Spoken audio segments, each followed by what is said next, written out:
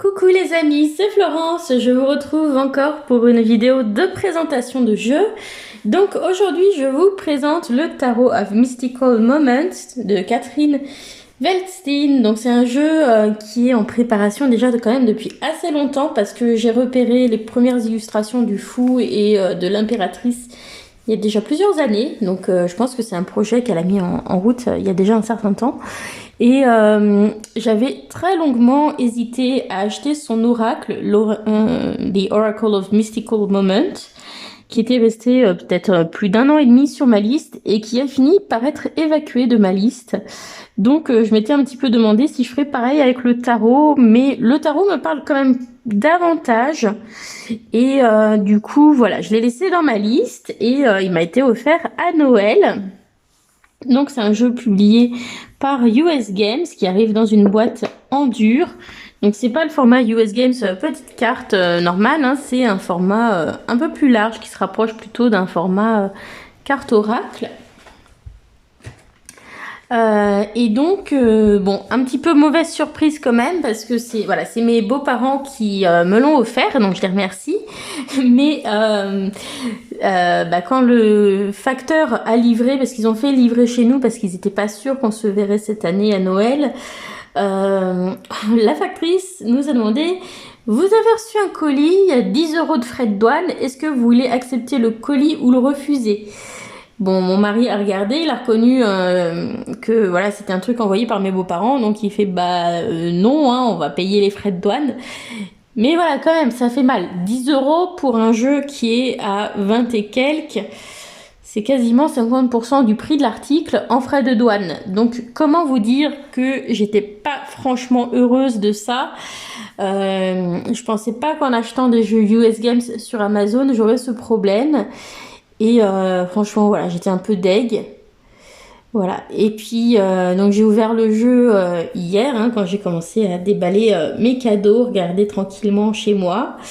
Et j'étais encore plus dégoûtée lorsque j'ai vu que les cartes étaient un petit peu abîmées. Sachant que j'ai accepté les frais de douane et que j'ai accepté le colis, je me dis, si je le renvoie pour m'en faire renvoyer un autre d'échange, est-ce qu'on va me refaire payer encore 10 balles de frais de douane, quoi? C'est un peu ma question. Donc là, du coup, je ne sais pas comment ça se passe dans ces cas-là. Si on a un retour à faire sur un article. Donc si vous avez déjà eu le cas et que vous avez tenté, dites-moi comment ça s'est passé. Parce que franchement, je suis un peu dégoûtée parce que voilà, le jeu il m'est revenu 10 € plus cher que ce qu'il aurait dû à cause des frais de douane. Et en plus, il a un défaut, mais du coup, j'ose pas le renvoyer. Donc voilà, bon bref, petit coup de gueule. Donc l'intérieur de la boîte est comme ça, un joli bleu nuit.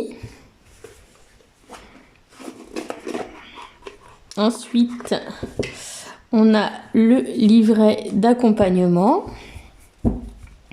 Alors les cartes étaient attachées par un petit ruban en papier mais qui ne serrait quasiment pas, hein, donc c'est pas le ruban qui a fait des dommages.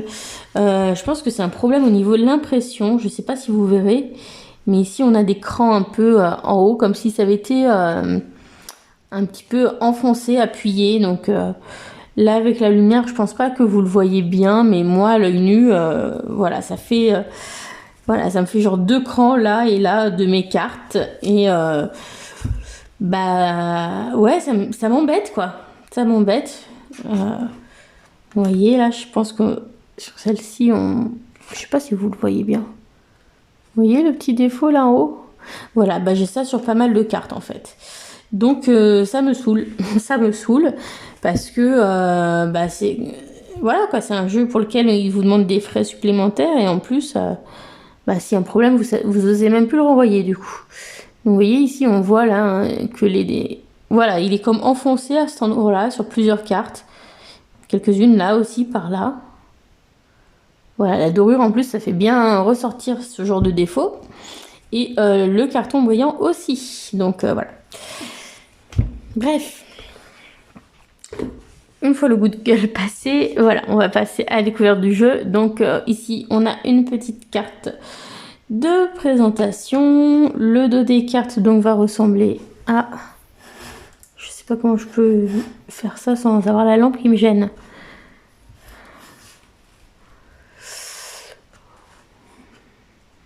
Ouais, alors c'est très subtil. Voilà, là on voit le motif. Donc c'est très clair, hein, donc c'est, il y a peu de contraste, hein. Mais on voit quand même un petit peu mieux en vrai que là ce que vous voyez à l'écran. On a le copyright, hein, des US Games qui est intégré dans le motif. Ça a été un petit peu plus réussi dans d'autres jeux, même s'ils ont essayé de faire ça discret, je l'ai quand même trouvé très rapidement, mais bon, ça a été pire, on va dire, donc là-dessus ils ont quand même fait un petit effort. Donc tranche argentée, comme vous avez pu le voir.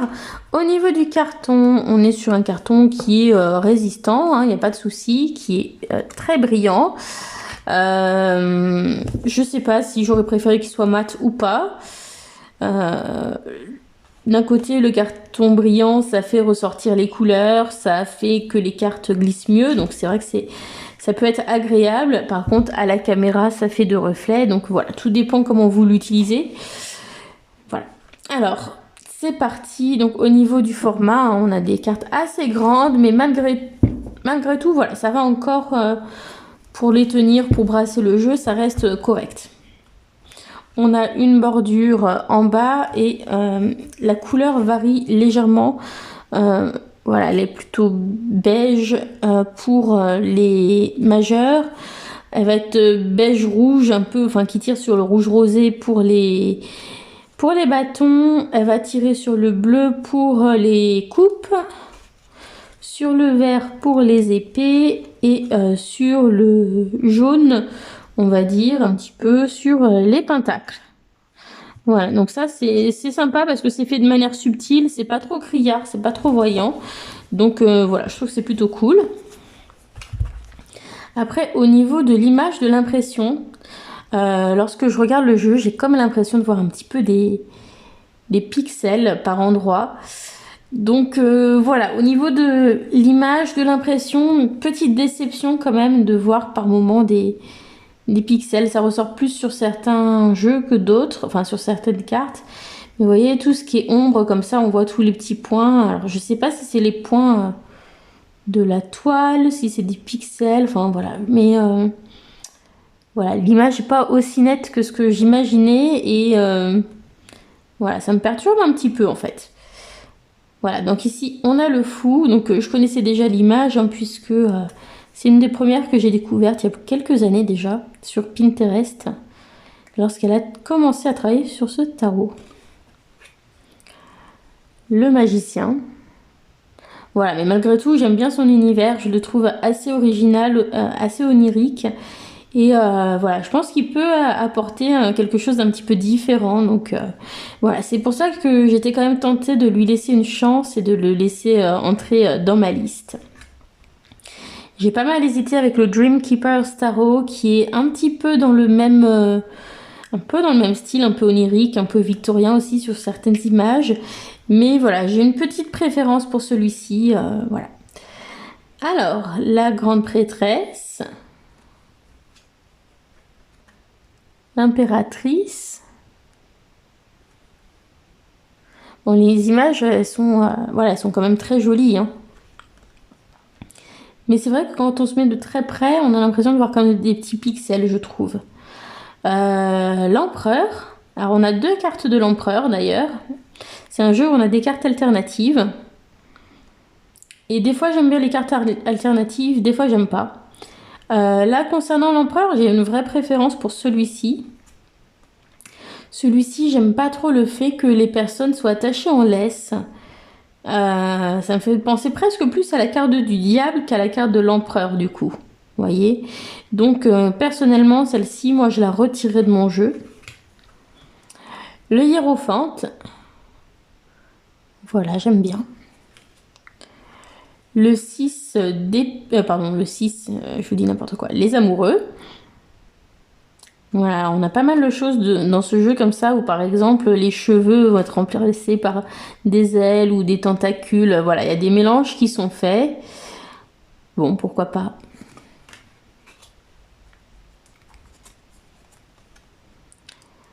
Le chariot.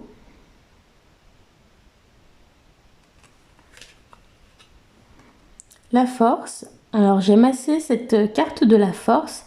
J'aime bien le fait qu'on dirait qu'elle est un petit peu lion elle-même. Vous voyez, elle a ce petit museau là avec ses moustaches, ses oreilles, sa queue aussi comme ça. Je trouve ça assez sympa. Et j'aime bien le côté vintage des illustrations. C'est quelque chose qui me plaît. Voilà, mais il y a quand même des petits bémols par-ci par-là. L'ermite. La roue de fortune que je trouve très intéressante avec l'idée cyclique qui est représentée par tous ces engrenages, mais on a aussi l'idée de nos mécanismes internes, de notre perception interne du temps et des cycles aussi. Voilà, je trouve qu'il y a des choses intéressantes.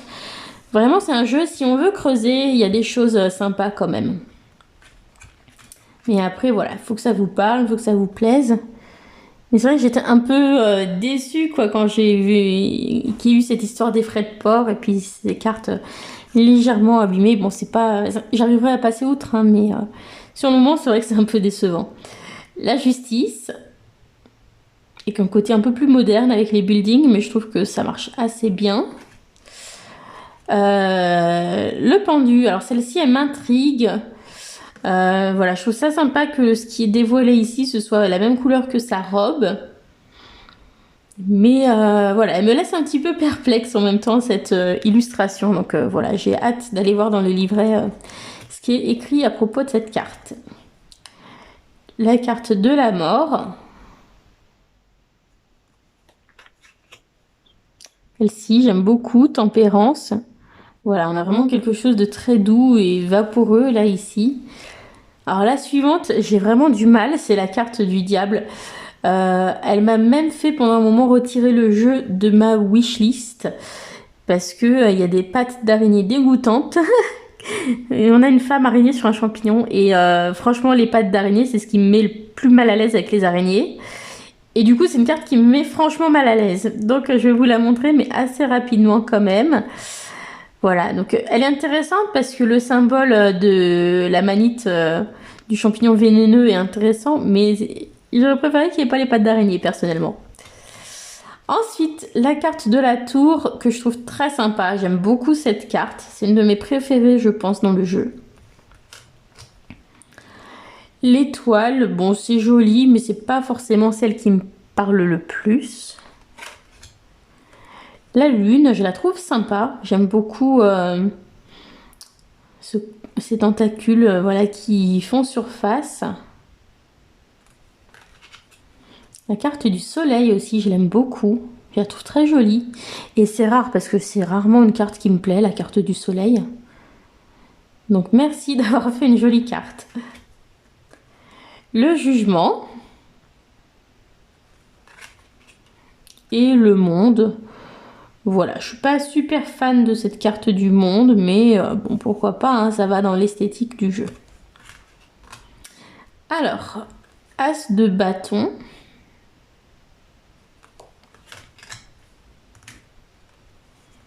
Le 2. Après, il y a des choses qui me parlent plus ou moins. Vous voyez, celle-ci, par exemple, elle me parle moins que celle-ci. Même si je la trouve jolie. Hein. Après, voilà, elle va évoquer plus ou moins de choses hein, en fonction des cartes. 3 de bâton. Le 4. Le 5. Celle-ci, je trouve ça sympa. Le 6. Là, par exemple, je retrouve moins le côté victoire, succès, succès mérité, voilà, que j'associe au 6 de bâton. Donc voilà, ça fait partie des cartes où il faudrait que j'aille voir dans le livret pour voir quelle était l'intention derrière. Le 7 de bâton. Voilà, là ça va être intéressant aussi, je trouve, de voir un petit peu ce qui se passe dans les tatouages. Il y a des choses sympas. Le 8 de bâton, avec un petit côté Mary Poppins avec les parapluies. Celle-ci, j'aime beaucoup le 9 de bâton. Je la trouve parlante. Vous voyez, comme quoi, d'une carte à l'autre, c'est assez variable. Hein, donc c'est pour ça aussi que j'ai un peu hésité à le laisser dans ma liste, ce jeu. Je vais être honnête. Donc voilà, je vais lui donner sa chance et je verrai ce que ça donne. Le 10 de bâton, j'aime bien. Le page aussi, je le trouve très sympa, ce page de bâton.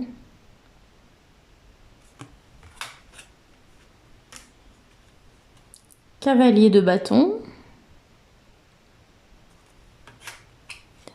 Et la reine. Et le roi. Donc là, on a 2 cartes pour le roi de bâton. J'aime beaucoup celui-ci. Je le trouve très bien. Je suis un peu moins fan du fait d'avoir un personnage féminin sur les rois. Enfin, voilà. Mais celui-ci, on va dire que j'arriverai à m'en accommoder quand même de celui-ci. Parce qu'au niveau de la coupe, de la coiffure, elle me fait penser un peu à la reine Élisabeth Ière, qui était à la fois reine et roi hein, de son royaume. Donc voilà, de ce côté-là, j'arrive à me connecter à l'énergie du roi, bien que ce soit un personnage féminin. Mais pour moi, ça fonctionne pas sur tous les rois du jeu. Donc je reviendrai là-dessus. L'as de coupe. Le 2. Voilà, mais moi je vous dis vraiment ce que je pense des jeux, hein, parce que c'est des jeux soit que j'ai acheté ou que j'aurais acheté moi-même. Je me les fais offrir, mais bon, je mets que des choses à offrir que je serais susceptible de m'offrir moi-même. Donc voilà, je vous donne vraiment mon opinion. Hein, j'ai pas de aucun lien avec aucune maison d'édition, quelle qu'elle soit, donc je vous donne vraiment mon ressenti. Ce 3 de coupe pour moi ne fonctionne pas. Il fonctionne pas parce que je sais pas. Elles ont pas l'air de s'amuser. Visuellement, les tenues, les coupes de cheveux, je trouve que ça vient un petit peu rompre avec le reste du jeu. Donc cette carte pour moi, elle va pas trop dans le reste du jeu. Je suis pas convaincue. Mais bon, après voilà, si je lis 3 de coupe, bah, je la lirai comme un 3 de coupe, comme j'ai l'habitude. Hein. Mais voilà, à l'intuition, je trouve pas que ce soit super percutant comme carte. Ensuite, le 4 de coupe, que je trouve assez sympa. Le 5 de coupe.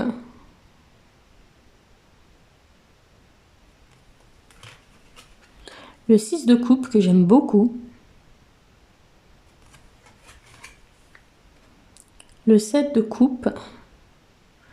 Alors celle-ci, je crois que c'est l'illustration qu'on retrouve sur le packaging allemand du jeu. Ensuite, le 8 de coupe, qui me fait penser au conte de Pousselina. Je ne sais pas si vous connaissez le dessin animé qui était sorti dans les années 90, mais moi ça me fait penser à ça. Le 9 de coupe. Le 10. Voilà, que j'aime assez. Le page de coupe. Elle me fait penser à une youtubeuse, cette carte, qui tient la chaîne Le journal d'une femme moderne et spirituelle. Alors je sais plus son prénom, je crois que c'est Stéphanie. Mais elle me fait penser à cette youtubeuse de tête. Le cavalier de coupe. La reine de coupe.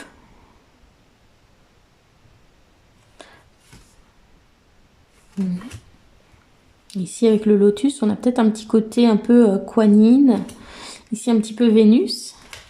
Alors le roi de coupe, je l'aime pas mal, ouais, je le trouve sympa. Et j'aime bien aussi cette version-là. Là, j'aime bien les deux.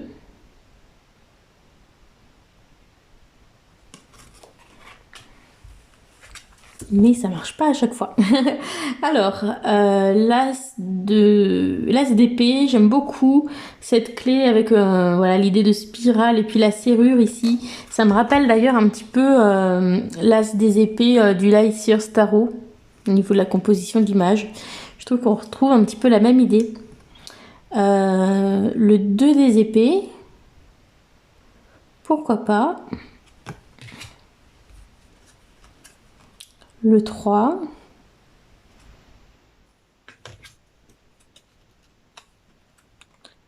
Le 4. pas de souci. Le 5, je le trouve très très bien. Je la trouve géniale. Je trouve que c'est une des meilleures représentations que j'ai vues de 5 des épées. Donc il y a vraiment certaines cartes où je suis vraiment très enthousiaste, où vraiment ça me parle, je trouve ça génial. Et puis d'autres où voilà, ça tombe un petit peu à côté pour moi. Mais en tout cas, ce 5 des épées, je le trouve très bien pensé. 6 des épées.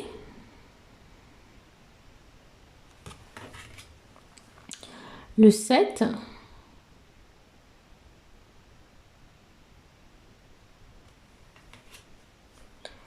Le 8 d'épée, que j'aime beaucoup. C'est généralement une carte qui visuellement me plaît beaucoup dans les tarots. Et celle-ci, j'aime beaucoup aussi. J'aime beaucoup la palette de couleurs sur cette carte. 9 d'épée. Pourquoi pas? Là, par exemple, ces yeux-là, vous voyez, j'aurais préféré que ça ne dépasse pas sur le bras. Parce que le collage me plaît moyen à ce niveau-là. Mais sinon, oui, j'aime bien l'idée quand même. 10 d'épée, donc là, qui change un petit peu de ce qu'on a l'habitude de voir. Mais j'aime assez. Page d'épée, oui, je dis oui. Je te trouve très bien. Cavalier des épées, là, c'est le photomontage, photocollage que je suis pas fan. J'aime pas trop cette partie-là, ici. Ouais. Reine d'épée. Pourquoi pas? Alors, ici, donc, roi des épées, oui, j'aime bien le côté un petit peu samouraï, avec l'idée du code d'honneur du samouraï. Je trouve que ça peut être quelque chose qui matche assez bien avec la série des épées, le côté discipliné, le côté savoir un petit peu protéger, etc. Pourquoi pas? Je trouve que ça marche bien. Par contre, cette carte-là, en roi des épées, non, pour moi, ne fonctionne pas. Ça ne m'évoque pas un roi d'épée. Donc celle-ci, je la retirerai de mon jeu.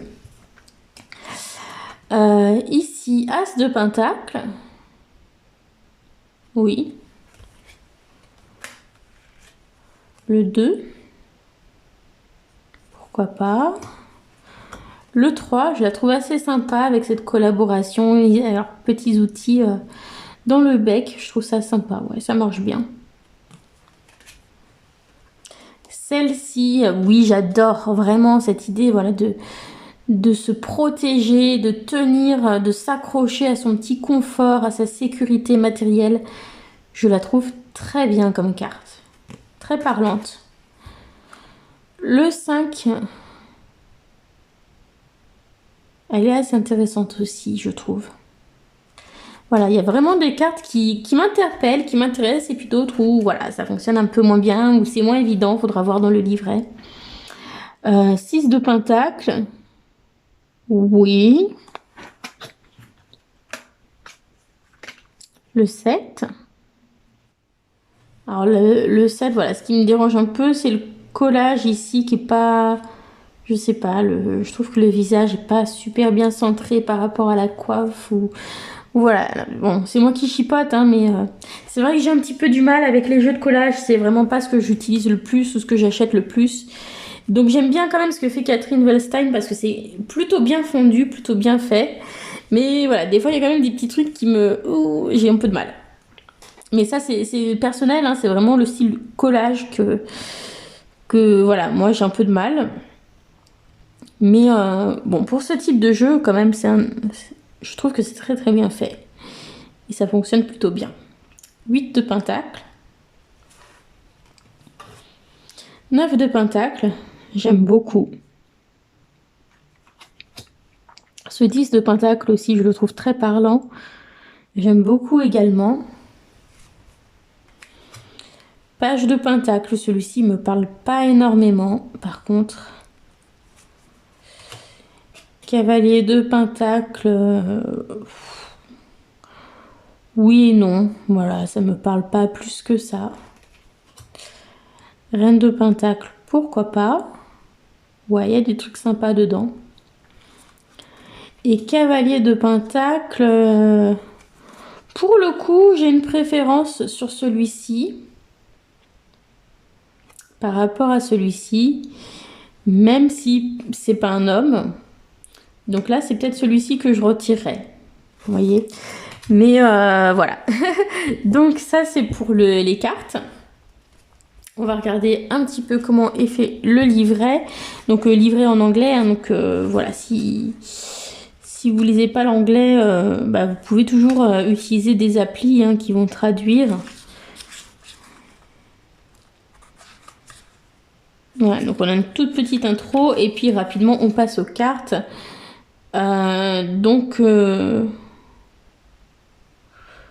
Voilà, on a quand même voilà, une explication un petit peu des symboles qu'elle a voulu mettre dedans. Donc ça c'est bien parce que comme c'est pas un jeu tout à fait traditionnel au niveau de l'imagerie, je trouve que c'est plutôt positif. Et puis ensuite on a des mots-clés hein, pour le sens endroit et pour le sens envers.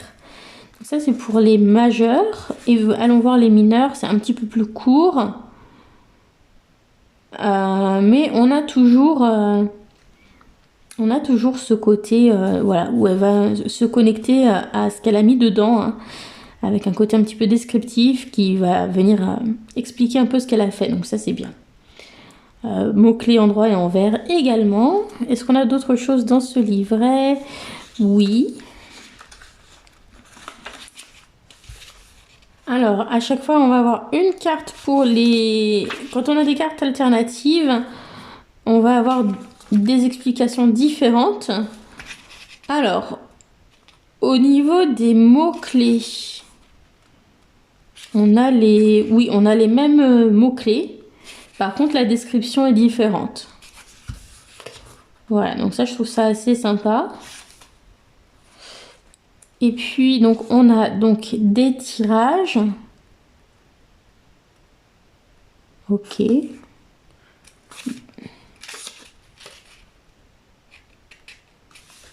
On a un tirage et puis une présentation de la créatrice du jeu. Voilà. Je vous propose qu'on fasse un petit tirage pour faire connaissance avec ce jeu. Donc, on va lui demander de se présenter. Donc, je vais faire mon tirage en cœur, là, mon speed dating, ma deck interview, pour qu'on fasse connaissance avec ce jeu et voir quelle est sa personnalité, voilà, qu'est-ce qu'il va venir travailler.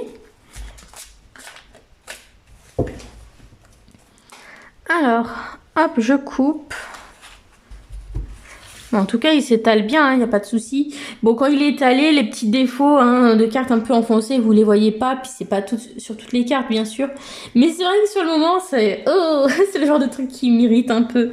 Donc voilà, là, le jeu, sa personnalité. Comment il me perçoit, ce jeu? Qu'est-ce qu'il a à m'apporter? Sur quoi aime-t-il travailler? Qu'est-ce qu'il n'aime pas travailler? Et la nature de notre relation. Je veux celle-ci. Voilà. Alors, je vais remettre tout ça un petit peu plus en place. Voilà. Tac, tac, tac. Allez, c'est parti. Hop, on retourne tout ça.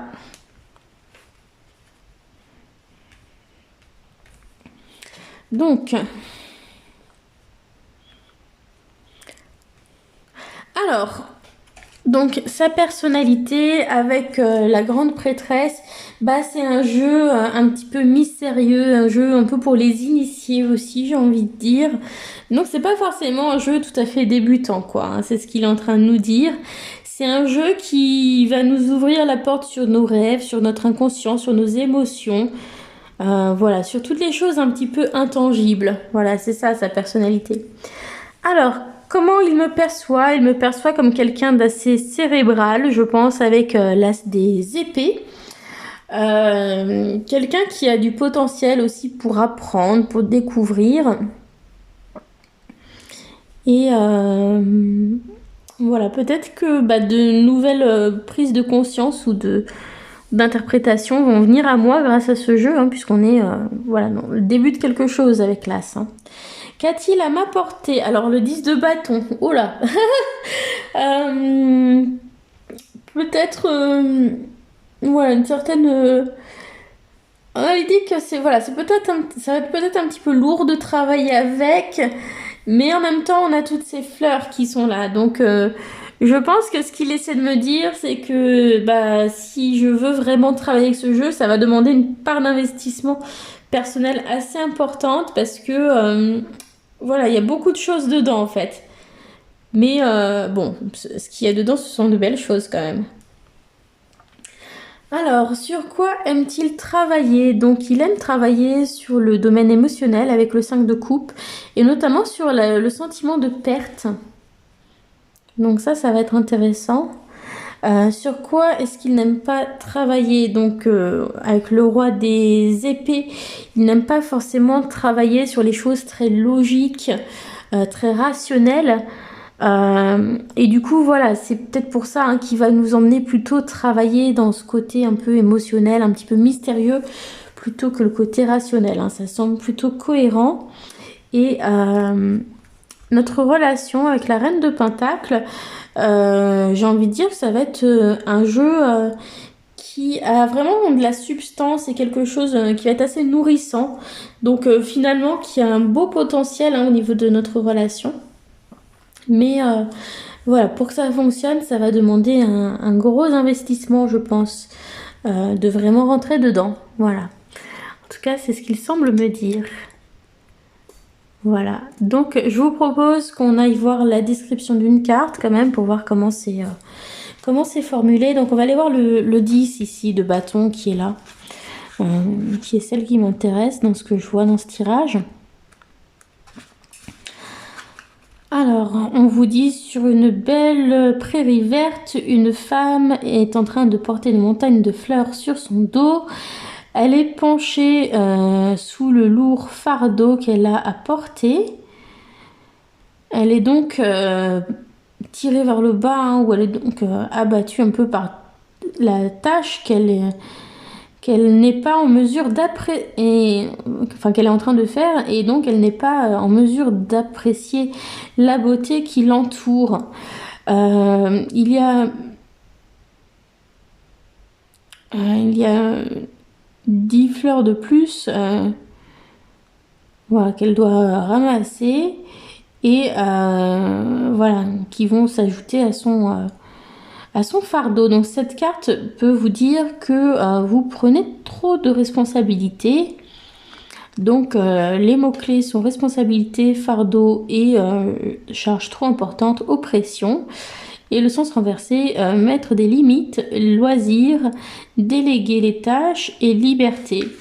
Donc ce jeu aussi, ce qu'il va avoir apporté quelque part, ça va être d'être capable aussi de se délester de ce qui n'est pas nécessaire et de nous dire que voilà, même quand on fait quelque chose, il faut aussi prendre le temps d'apprécier ce qu'il y a autour, peut-être être moins dans ce qu'on a à faire et voilà, être capable de prendre le temps d'apprécier ce qui nous entoure et profiter de l'instant présent. Voilà, c'est plutôt un joli message. Donc j'espère que vous avez aimé cette présentation du jeu. Donc voilà, je suis assez en colère de ce qui s'est passé au niveau des frais de douane parce que je m'y attendais pas venant d'un jeu US Games acheté sur Amazon. Et puis cette histoire de quelques cartes un peu cornées, ça me frustre un peu parce que c'est un beau jeu et c'est dommage. Donc voilà, ça c'est pour le côté négatif. Il y a quelques cartes qui me parlent moins que d'autres, ça vous l'avez vu. Mais globalement, il y a aussi des cartes quand même que je trouve très très riches et très intéressantes.